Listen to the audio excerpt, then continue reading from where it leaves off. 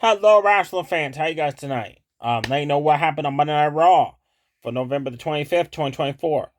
Raw opened up with a tornado tag between the LWO and American Made. We had Chad Gable, Ivy Nile come out at ringside. The Creed brothers were the ones chosen to represent that stable. The LWO came out, and I was wondering which one of these two guys are going to be fighting. The Creeds, and it was Rey Mysterio and Dragon Lee. Selena Vega, Del Toro, Joaquin Wall went to the back. They then decided to come out and join the stablemates at ringside. Great match. As soon as that bell rang, Rey Mysterio took it to Julius Creed. While Brutus just destroyed Dragon Lee in a corner. Ray came off the top rope. Julius Creed caught him, held him up there, tossed him up, and friggin' slammed his ass down. At one point during the match, the Creed brothers delivered a double team Irish whip Dragon Lee into Rey Mysterio. That was cool. The LWO delivered a double team leg sweep into a lion sawed off the ropes onto Julius Creed. Delivered double team kick strikes to Brutus. The Creed brothers end up at one point double team clothesline and Dragon Lee outside the ring. At one point during the match, Dragon Lee delivers awesome kick maneuvers, strikes he does in the corner onto Brutus while Ray's taking it at Julius Creed. The LWO delivered a double team 619 into a top rope double stomp on each Creed brother. That was cool. Ray went for the 619. Julius Creed countered it with a clothesline. Ray got up and Brutus just came running clothesline his ass back down. Ray finally hit the 619 on Julius Creed. He ran off the ropes. And suddenly Chad Gable jumped up, grabbed a hold of him, and turned his mask around backwards. And that allowed Julius to roll him up for the 1-2-3, so American Made wins the match. I'm liking this rivalry. I like that American Made finally got a win to continue this feud. It wasn't just one-sided with the LWO. They finally got a win. Next up, the New Day took on Alpha Academy, Otis and Tozawa, Maxine Dupree ringside. Before the match, Xavier Woods told Kofi Kingston, if we cannot beat these two guys, we're done as a tag team. I'm telling you. Bell rings. New Day starts arguing who's going to start the match. Otis like, you know what? I'll just go to the clothesline both of you guys' asses. Had a cow parry on Kofi. Then Tozawa quickly hit the top rope with Swanton drop on Woods for the 1-3. It was like a 30-second match. Alpha Academy beat the New Day. After the match, New Day is bickering, arguing backstage. And man, what they said, whoo. Kofi said to Woods, look, next week is our anniversary. 10 years we've been together as a tag team. Like us and Big E. He said, there was never no leader in New Day. That's why New Day worked so great, because there was never no I in the team. We all fought the same. He said, but Woods, he said, man, like, you want to be the leader. And look, we're going to lose the matches. We just lost 30 seconds to the Alpha Academy. And Xavier Woods blamed it on Kofi Kingston. He said that's the problem. Why the New Day never went to main event status was because there was no leader. He should have always been the leader of New Day. Then Kofi said, well, if you want to know something? He said, you never, ever be a singles champion. You're not made to be a singles champion. You're just good for a tag team partner. Xavier Woods fired back as well. If I was ever WWE champion, I would not piss on it, he said, by losing to Brock Lesnar in 6 seconds and never going after the title game, which is a true fact there. Kofi did lose the title in 6 seconds to Brock Lesnar on an episode of SmackDown in Kofi's title run after he beat Daniel Bryan at WrestleMania 4 years ago, and never once got an opportunity against it till way later on down the road. And then Woods, like, if I would have been WWE champion, Intercontinental champion, United States champion, I never would have lost that title. You know, all that stuff. He said, I should be singles champion 5 times over in that. They end up, like, bickering up on the stage, backstage, halfway down the hallway backstage. They're bickering, arguing. And people are, like, watching on what's happening. Then Woods and Kofi both went separate ways. Next week is the Raw episode where they're going to do, like, anniversary highlights of the New Day and that. Big E's going to be in attendance. I think you might see Big E try to reason with these guys, and then Woods is going to turn heel. If Woods doesn't turn heel, break up the New Day after all these years, and this whole build-up isn't going to make sense. Next up, for the World Tag Team Championships, Finn Balor and JD Madugo finally defend the titles. This is the second title defense since winning it in June this year. Like, that's pretty sad. They took on the number one contenders that won a tournament on Monday Night Raw, the Viking Raiders. Battle Ring. Viking Raiders just started hitting maneuvers on Judgment Day. Eric closed on both members down, then body slam R-Bar onto JD Madugo. Judgment Day were grouped outside the ring. R-Bar's like, I don't think so. Dove off the ropes. Cannonball on the outside, knocking down the champions. Eric delivered an awesome running knee smash to JD Madugo. R-Bar delivered a roundhouse kick to Finn Balor. Finally, Judgment Day was able to isolate one member of the Viking Raiders, which was Eric. Worked on him in their corner. Delivered a double team leg sweep. Then slingshot moonsault off the ropes, followed up by a slingshot splash.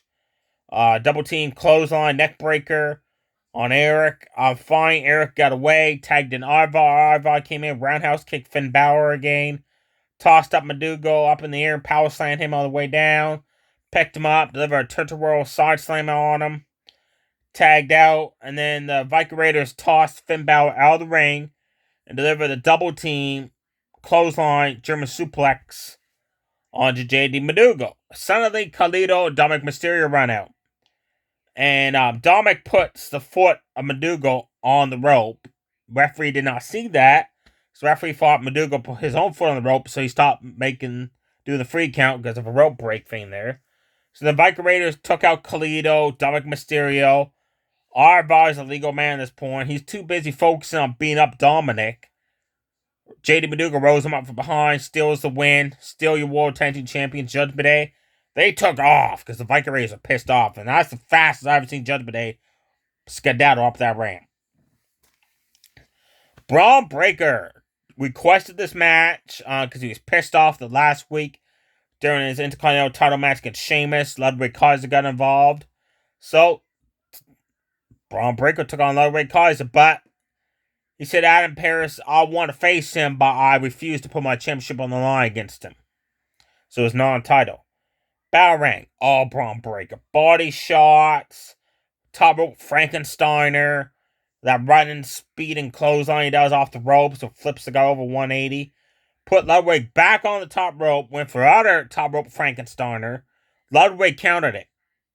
Jumped off the top rope. Braun Breaker caught him. Gut buster, baby. That was awesome. Finally, Ludwig got the offense going. He went outside the ring and baited Braun Breaker to come at him with that running spear outside the ring.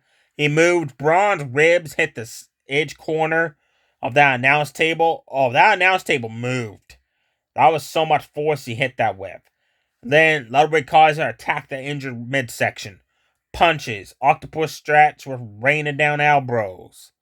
Then more elbows, kicks to the midsection. Then he sent Braun outside the ring, went for that running drop kick he does into the steel steps. Suddenly, Sheamus attacks Ludwig. Beats up Ludwig Kaiser. Braun Breaker's pissed off that Sheamus got involved in his match this time. They start brawls. Adam Pearce came out, referee official separating, and said, Survivor Series War Games, triple threat for the Intercontinental Championship. That should be a really good match. That'd be a shocker if Braun Breaker loses the title already, which I can't see happening. But if it does, that's okay. He'll win more championships. Sheamus, he wants to be Intercontinental Champion before he retires. So they should give him that title. And Ludwig Kaiser, he deserves to be a singles champion, in my opinion. So this triple threat, whoever wins this match is deserving of that championship in my eyes. Your main event was Nia Jax, the queen of WWE, with Tiffany Stratton, Candice LeRae, Liv Morgan, Miguel Rodriguez came out up on the stage, and then they went to the back. Took on Bianca Belair. She came out with Naomi and all of them. The winner of this match gets the advantage for War Games team, where I gets 2-on-1, 3-on-2, 4-on-3, 5-on-4, like the numbers advantage, right? What confused me was both these women are SmackDown superstars, and they're having a Raw main event. Before the match, Nia Jax was backstage with her team, and he said, I want to thank whichever one of you that took out Jay Garjo. I appreciate that on SmackDown last week. And then Bianca's team was shown, and Bianca was approached by Naomi, and she said, I got a replacement for Jade. I request that it's Bayley. Bianca said, I have heated history of Bayley. I never could stand her. No. Io Sky walked up, so I got a replacement of mine, Kairi Sane of Damage Control. And Bianca said, I don't think so. She said, I also have beef with Damage Control and all that. Then Rhea Ripley walked up. Rhea Ripley said, look, first off, who the hell made you team leader? Bianca said, I am team leader. And Rhea Ripley said, no, I'm team leader. She said, and secondly, I don't care who replaces Jay Garjo.